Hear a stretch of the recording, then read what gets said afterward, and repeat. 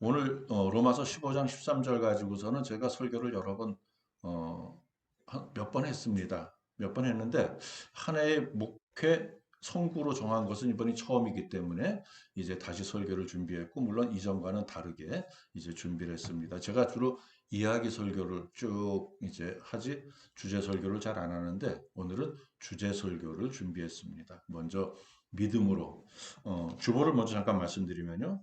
이제 이번에는 접지 않고 그냥 A4를 딱 반으로 적었는데 어, 앞뒤로 이제 우리 필요한 사항들 다 적어 놓고요. 가운데는 전부 다 이제 설교를 넣습니다. 그 맨 위에 이제 본문을 쓰고 그랬더니 조금 그 제 설교의 그 의도라든가 뭐 이런 게 좀 전해져서 전도용으로 이것을 이제 쓰려고 지금 생각을 말씀드렸죠. 그렇게 하겠다는 말씀이고요. 봐서 보니까 첫 번째 믿음으로 소망을 이루는 삶, 개인의 삶을 말합니다. 여러분 개인이 믿음으로 소망을 이룰 수 있기를 바라고요. 그다음에 믿음으로 소망을 이루는 가정, 여러분의 가정이 소망이 이루어지는 가정이 되기를 바라고, 그다음에 믿음으로 소망을 이루는 교회, 우리 교회가 믿음으로 소망을 이룰 수 있는 교회가 되기를 바라는 그러한 말씀을 이제 드리려고 합니다. 어, 새해가 되면은요, 우리가 많이 쓰는 단어 중에 하나가 소망이잖아요. 소망. 올해는 좀 더 좋아졌으면 좋겠다. 올해는 좀 더 건강해졌으면 좋겠다. 올해는 좀 더 우리 관계들이 회복되었으면 좋겠다. 올해는 교회가 좀 다시 힘을 얻었으면 좋겠다. 근데 새해 품는 소망의 근원이요, 믿음이 아닌 분위기일 때가 많습니다. 다시 말해서 기분으로 정해지는 그러한 소망. 첫 주에는 아주 뜨겁습니다. 둘째 주도 그럭저럭 괜찮습니다. 셋째 주쯤 지나면 조금씩 흔들립니다. 물론 주 단위가 아니라 월 단위로 말할 수도 있습니다. 첫 달은 참 뜨거웠는데 둘째 달은 조금 시들해지고 셋째 달 가서는 뭐 작년하고 똑같아지고 뭐 이런 변화가 일어날 수도 있겠지만, 처음 품은 소망을 쭉 간직하고 나가기에는 우리의 삶이 너무 벅찬 게 사실이거든요. 그러니까 이러다가 어느 순간 현실이 무겁게 덮쳐오면은 이 소망이 꺼져버립니다. 또 그냥 그저 그렇게 한 해를 보내버리고 맙니다. 왜 그럴까요? 세상이 너무 악하고 다단하기 때문에 그럴까요? 물론 그런 이유도 전혀 없지 않겠죠. 하지만 근본적인 이유가 따로 있습니다. 바로 자기가 품은 소망을 기분으로 착각하기 때문에. 기분은 상황에 따라서 움직이거든요. 하지만 성경이 말하는 소망은 기분이 아니라 방향입니다. 방향. 상황이 흔들려도 하나님께로 향하는 방향을 잃지 않는 것. 그것이 올바르게 소망을 품는 일이고요. 성경적으로 소망을 이루어가는 일입니다. 송구영신 예배에서 잠시 말씀드렸습니다만, 오늘 본문은 소망을 이렇게 정의하고 있습니다. 소망의 출발은 하나님을 향한 발걸음이다. 소망의 통로는 믿음 안에서입니다. 소망의 능력은 성령의 능력입니다. 이 순서가 너무 중요합니다. 사람들은 이렇게 말합니다. 내가 믿음이 더 강해지면 소망이 생길 거야. 근데 본문은 그 반대로 말씀하고 있습니다. 소망의 하나님이 우리 안에 기쁨과 평강을 채우시고 그 결과로 소망이 넘치게 하신다. 소망의 믿음은 내가 만들어내는 믿음이 아니라 하나님이 부어주시는 은혜의 믿음입니다. 히브리서 11장 1절이 이 믿음에 대해서 분명하게 이제 말씀하고 있죠. 믿음은 바라는 것들의 실상이요 보이지 않는 것들의 증거다. 믿음은 현실을 부정하는 게 아닙니다. 오히려 현실을 똑바로 바라보며 현실보다 더 크신 하나님을 신뢰하는 겁니다. 아직 손에 잡히지 않는 소망을 붙드는 영적인 손이 바로 그 믿음입니다. 그 믿음이 우리의 산소망입니다. 베드로전서 1장 1장 3절 보세요. 우리 주 예수 그리스도의 아버지 하나님을 찬송하리로다. 그의 많으신 긍휼대로 예수 그리스도를 죽은 자 가운데서 부활하게 하심으로 말미암아 우리를 거듭나게 하사 산 소망이 있게 하시며. 즉 우리가 붙드는 소망은 가능성이 아니라 부활에서 온 소망입니다. 세상의 가능성은 꺾이면 끝입니다. 하지만 하나님은 죽음도 끝이 아니게 하시는 분이기 때문에 우리의 소망은 살아 있습니다. 오늘 우리는 2026년의 표어를 점층적으로 붙잡으려고 합니다. 믿음으로 소망을 이루는 삶, 믿음으로 소망을 이루는 가정, 믿음으로 소망을 이루는 교회. 개인의 소망에서 시작해서 가정의 소망이 되고 마침내 교회의 문화가 되도록 이끄는 그러한 소망. 먼저 믿음으로 소망을 이루는 삶입니다. 소망은 내 안에서 생산되지 않는다는 말씀을 드렸잖아요. 새해가 되면 새 다이어리에 한 해의 다짐을 적는 사람들이 많습니다.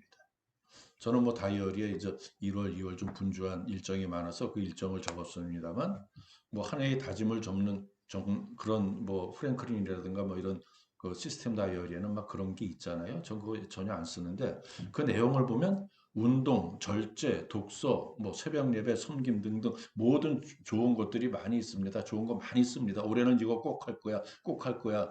뭐 버킷리스트 이런 거 꼭 이룰 거야. 막 근데요, 사람들을 보면은요, 그 다짐이 많을수록 더 빨리 지칩니다. 왜요? 내 힘으로 소망을 만들어내려고 하기 때문입니다. 소망은 내 안에서 억지로 만들어내는 에너지가 아닙니다. 소망은 하나님이 주시는 선물입니다. 내가 소망을 만들려고 하면 금방 바닥이 나지만 하나님께 소망을 받아 살면 바닥이 보이기 전에 다시 채워주십니다. 그래서 잠언 3장 5절 6절 새 얘기를 이렇게 가르치고 있습니다. 보세요. 함께 읽어봅니다. 너는 마음을 다하여 여호와를 신뢰하고 내 명철을 의지하지 말라. 너는 범사의 그를 인정하라. 그리하면 내 길을 지도하시리라. 내 명철을 의지하지 않으면 내 길을 지도하시리라. 새해를 사는 길은 계획표만으로는 곧은 길이 되지 않습니다. 주님께 맡기는 믿음에서 곧은 길이 나는 겁니다. 그래서 질문 하나를 드려봅니다. 생각해 보세요. 여러분은 새해를 시작하면서 무엇을 더 많이 했는지 한번 생각해 보세요. 계획을 세우는 일을 많이 했습니까? 하나님께 맡기는 일을 많이 했습니까? 분명히 계획은 필요합니다. 하지만 계획이 하나님 자리에 앉으면 우리를 불안하게 만듭니다. 우리가 맡기는 일을 잘하면, 즉 나의 계획을 온전히 하나님께 맡기면 설사 그 계획이 흔들려도 마음의 중심이 무너지지 않습니다. 오늘 본문에서 소망을 말하기 전에 먼저 나오는 단어가 있잖아요. 기쁨과 평강입니다. 이 순서를 놓치면 자꾸 소망을 결과로만 생각하게 됩니다. 문제가 해결되면 기쁨이 오고 평강이 오게 되리라고 믿는 겁니다. 성경은 반대로 말합니다. 믿음 안에서 기쁨과 평강이 먼저 충만해지고 그 자리에서 소망이 넘친다는 겁니다. 빌립보서 4장 6절로 7절이 그 길을 구체적으로 말씀해 주는데요. 이 말씀도 함께 읽어보죠. 아무것도 염려하지 말고 다만 모든 일에 기도와 간구로 너희 구할 것을 감사함으로 하나님께 아뢰라. 그리하면 모든 지각에 뛰어난 하나님의 평강이 그리스도 예수 안에서 너희 마음과 생각을 지키시리라. 아멘. 평강은요, 나의 상황이 조용해져서 오는 게 아닙니다. 평강은 염려가 기도로 바뀔 때 하나님께서 지켜주셔서 오는 겁니다. 어느 회사원이요, 늘 아침에 오는 게 두려웠답니다.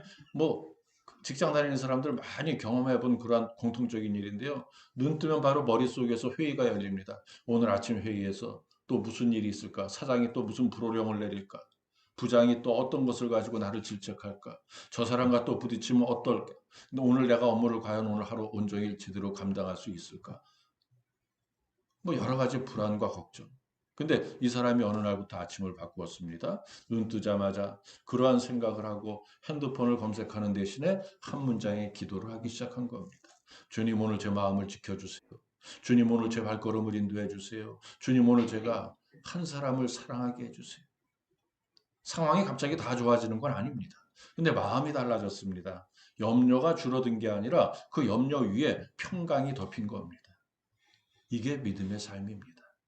현실을 없애달라는 게 아니라 이 현실을 하나님의 평강이 지키게 해달라고 하는 것, 이게 믿음입니다. 여기서 꼭 붙잡아야 할 말씀이 로마서 5장 3절로 5절인데요. 제가 읽어드립니다. 다만 이뿐 아니라 우리가 환난 중에도 즐거워하나니 이는 환난은 인내를, 인내는 연단을, 연단은 소망을 이루는 줄 알미로다. 소망이 우리를 부끄럽게 하지 아니함은 우리에게 주신 성령으로 말미암아 하나님이 사랑이 우리 마음에 부은 바 됩니다. 환난에서 인내로, 인내에서 연단으로, 연단에서 소망으로 이루어지는 겁니다. 우리는 소망을 아주 뭐 좋은 날의 감정 정도로 생각할 수도 있는데 성경은 소망을 힘든 날의 믿음으로 설명합니다. 올해 우리 인생에도 환난이 있을 수 있습니다. 솔직히 뭐 어제 오늘 연달아서 사고가 많이 뭐 자기만 잘한다고 뭐 무사한 거 아니잖아요, 이 세상이요. 엊그제 종각에서는 한 분이 돌아가셨는데 서해고속도로에서 두 분이 돌아가셨더라고요. 경찰관과 그 견인차 기사. 이러한 사고의 가능성은 언제 어디서든지 존재합니다. 생각지 못한 몸에 문제가 생기거나 이 관계의 시험이 있을 수도 있고 경제적인 압박을 받을 수도 있습니다. 사역하는 가운데 낙심되는 일을 당할 수도 있습니다. 그때마다 사단이 이렇게 속삭입니다. 봐라, 야, 소망이 어딨냐? 그게 뭐 가당키나 하냐? 그때 우리는 이 말씀을 붙잡아야 됩니다. 환란이 소망을 무너뜨리는 게 아니라 오히려 소망을 더 깊게 만든다. 그 과정에서 하나님이 우리를 단련하시거든요. 그래서 고린도 후서 4장 16절로 18절이 우리가 새해를 사는 시선을 바꾸어 줍니다. 이 말씀을 함께 읽어봅니다. 그러므로 우리가 낙심하지 아니하노니 우리의 겉사람은 낡아지나 우리의 속사람은 날로 새로워지거든. 우리가 잠시 받는 환란에 경한 것이 지극히 크고 영원한 영광 중한 것을 우리에게 이루게 함이니 우리가 주목하는 것은 보이는 것이 아니요 보이지 않는 것이니 보이는 것은 잠깐이요 보이지 않는 것은 영원함이라. 보이는 것은 잠깐이요 보이지 않는 것은 영원하다고 하는데 이 문제는 시선입니다. 보이는 것만 보면 소망은 금방 메말라 버립니다. 하지만 영혼을 바라보면요 작은 순종도 거룩한 씨앗이 됩니다. 구체적으로 한 해를 여는 믿음의 습관을 세 가지로 정리해 봅니다. 하루에 첫 소리를 말씀으로 시작하세요. 적어도 세 마디 이상의 기도를 드리세요. 주님 오늘 저와 함께 하옵소서. 주님 오늘 제 마음을 지켜주옵소서. 주님 오늘 제가 사람들을 사랑하게 하여 주옵소서. 그리고 하루를 마칠 때 감사를 드리면서 오늘 받은 은혜를 하나씩만 적어보세요. 소망은요 큰 결심으로 유지되는 게 아닙니다. 소망은 오히려 이런 작은 순종의 반복으로 이루어집니다. 그리고 자라납니다. 그 반복의 뿌리가 바로 믿음입니다. 우리의 믿음이 더욱더 견고해지는 겁니다. 이 믿음이 개인의 마음에만 머물면 아직 반쪽입니다. 하나님은 우리의 삶이 바뀌는 것에서 멈추지 않고 이 가정이 바꾸기를 소원하십니다.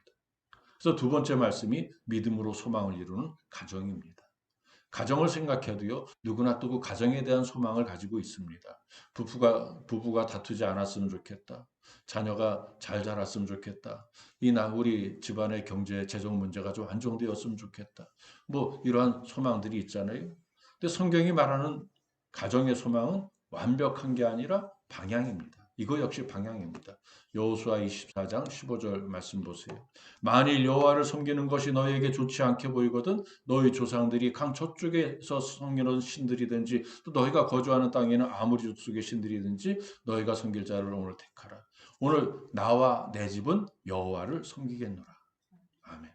나와 내 집은 여호와를 섬기겠노라. 가정이 완벽해서 하나님을 섬기는 게 아닙니다. 하나님을 섬기겠다고 결정할 때 가정이 다시 세워지는 겁니다. 가정은 말로 무너지고 말로 세워집니다. 우리는 종종 아이고 내가 왜 그 말을 했지? 아차 내가 실언했네. 이렇게 후회합니다. 말은 단순한 소리가 아니라요. 어떻게 보면 그 가정의 모습일 수 있습니다.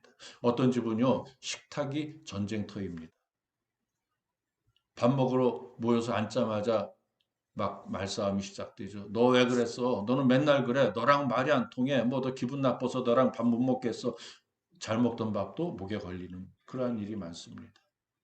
반대로 어떤 집은 식탁이 치유의 자리입니다. 아, 야, 오늘 수고했다. 너, 그런 문제가 있었니? 괜찮아. 우리 같이 기도하면서 풀어보자.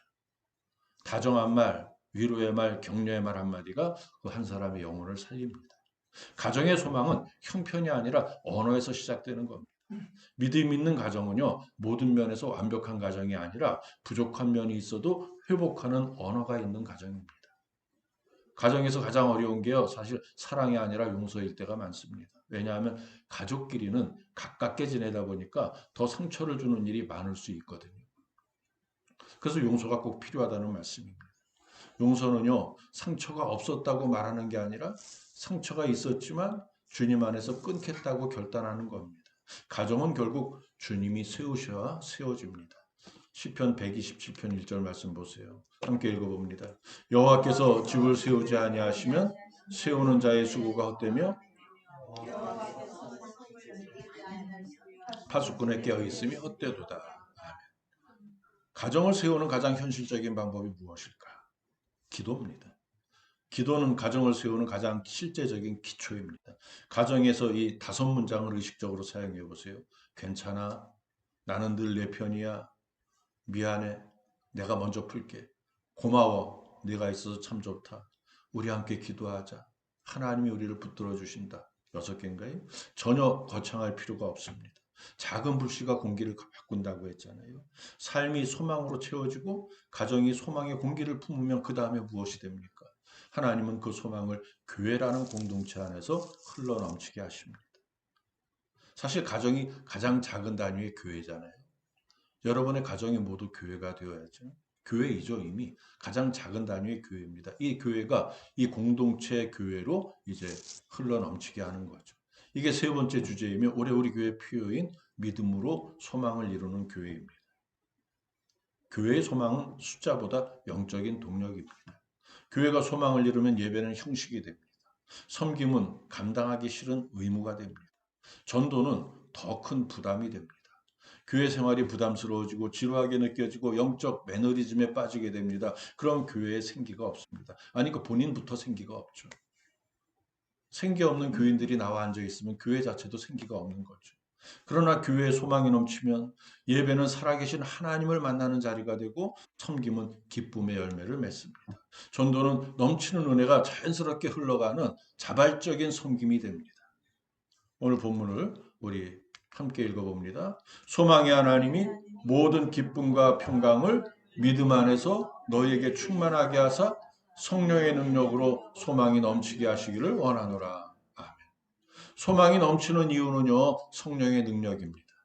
교회는 사람의 열심만으로 서지 않습니다. 성령이 공동체 안에 기쁨과 평강을 채우실 때 그 공동체가 소망으로 풍성해집니다. 그런데 현실적으로 교회가 먼저 생각해야 할 것은 성도 개개인의 삶의 형편입니다. 교회 성도들 가운데요, 겉으로는 멀쩡해 보이지만 속으로는 이미 무너지고 있는 사람들이 적지 않습니다. 우리 교회 안에 그런 분들이 없으리라고 저는 믿습니다만 그게 현실입니다. 세상에서 치이고 가정에서 치이고 자신에게 실망나고 짜증난 상태. 그래서 주일에 예배 드리러 오면서 이렇게 생각합니다. 여기서만큼은 괜찮은 척 해야지. 여기서만큼은 괜찮은 척 해야지. 여기서만큼은 예배 제대로 드리고 집안에 아무 일도 없고 회사에 아무 일도 없는 척 해야지. 그때 교회가 무엇을 말해야 됩니까? 그러다가 괜찮은 척 하다가 그런 척 하다가 어느 날 무너지면 왜 미리 솔직하게 말하지 않았어? 라고 묻게 됩니다. 그 전에 괜찮아. 주님이 너를 포기하지 않아. 라고 말해줄 수 있어야 됩니다. 그 전에 그 성도의 상편을 서로 살필 수 있어야죠.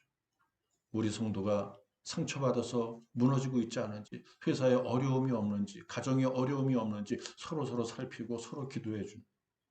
한 사람을 붙잡아 일으키는 공동체, 그게 교회입니다. 근데 데살로니가전서 5장 11절이 이렇게 말합니다. 그러므로 피차 권면하고 서로 덕을 세우기를 너희가 하는 것 같이 하라. 권면은요, 혼내는 말이 아니라 살리는 말입니다. 덕을 세우는 것은 비교하는 말이 아니라요, 붙들어주는 말입니다.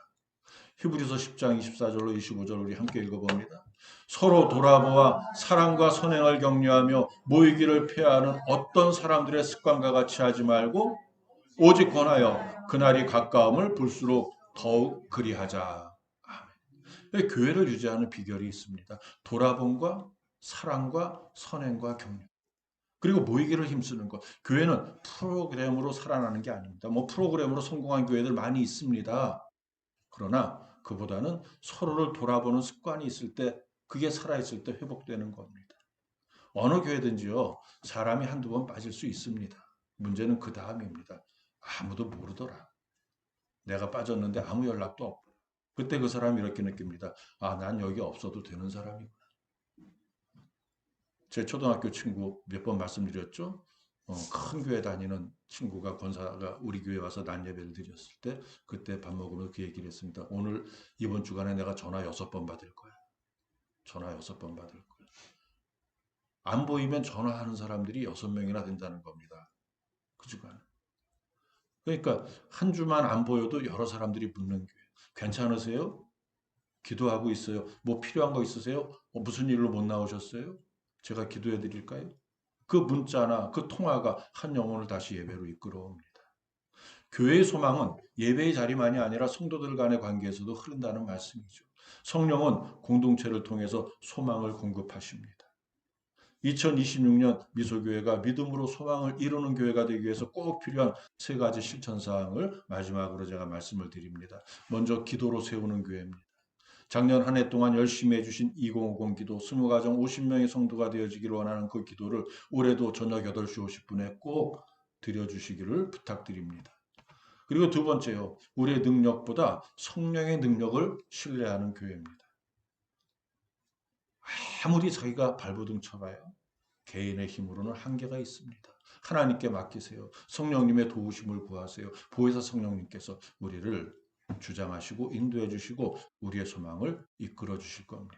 그리고 세 번째, 말로 세우는 교회입니다. 다시 말해서 덕이 있는 교회, 덕 있는 말. 말로 세우는 교회라고 아무 말이나 하라는 게 아니라요. 비판하는 말이 아니라요. 긍정적인 말, 칭찬해 주는 말, 세워주는 말, 덕이 있는 말. 그래서 믿지 않는 영혼을 향해 나아가는 교회가 되어야 됩니다. 소망이 넘치는 교회는 자연스럽게 밖을 향하게 됩니다. 오늘 말씀의 결론은 단순합니다. 소망은 내 결심이 아니라 소망이 하나님에게서 옵니다. 그 소망은 믿음 안에서 기쁨과 평강을 체험으로 자라납니다. 그리고 성령의 능력으로 넘치게 됩니다. 그래서 이사야서 40장 31절 말씀이 우리 새해의 고백이 되어지기를 원합니다. 함께 읽어봅니다. 오직 여호와를 앙망하는 자는 새 힘을 얻으리니 독수리가 날개치며 올라감 같을 것이요 다른 박질하여도 곤비하지 않겠고 걸어가도 피곤하지 아니하리로다. 아멘. 여호와를 앙망하는 자는 새 힘을 얻습니다. 새해의 새 힘은 여호와를 앙망하며 주님을 바라보는 믿음에서 옵니다. 오늘 우리의 기도는 이 한마디로 압축할 수 있습니다. 주님, 새로 시작하는 2026년 첫 주일부터 제가 믿음으로 한 걸음씩 한 걸음씩 나가겠습니다. 주님, 주의 능력으로 저의 소망을 이루어 주옵소서. 아멘. 다음 주일에는 시편 62편 5절로 7절 말씀을 본문으로요. 흔들리지 않는 소망에 대해서 말씀드리겠습니다. 저긴 안 올렸는데요. 제가 기왕에 말씀드렸으니까 찾아서 읽어드릴게요. 다음 주일 말씀 미리 드리는 겁니다. 시편 62편 5절로 7절. 나의 영혼아 잠잠히 하나님만 바라라. 물은 나의 소망이 그로부터 나오는도다.